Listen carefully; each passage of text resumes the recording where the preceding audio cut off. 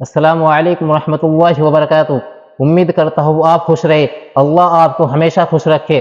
قربانی کا اہم فریضہ آنے والا ہے۔ میں آپ کو اس چھوٹی سی ویڈیو میں قرآن اور احادیث کی روشنی میں قربانی کی فضیلت آپ حضرات کے سامنے پیش کرتا ہوں، سماعت فرمائے۔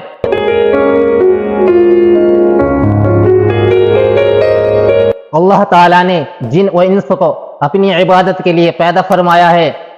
ایک عبادت قربانی بھی ہے۔ قربانی وہ جانور ہے جو اللہ کی راہ میں قربان کیا جائے، اور قربانی سیدنا حضرت ابراہیم علیہ السلام کی عظیم ترین سنت ہے۔ یہ عمل اللہ تعالیٰ کو اتنا پسند آیا کہ اس عمل کو قیامت تک کے لیے مسلمانوں کے لیے عظیم سنت قرار دیا گیا، اور ہمارے نبی کریم صلی اللہ علیہ وسلم نے زندگی بھر قربانی کا اہم فریضہ ادا کیا۔ ارشاد باری تعالی ہے، فَصَلِّ لِرَبِّكَ وَانْحَرْ، بس اپنے رب کے لیے نماز پڑھیے اور قربانی کیجیے۔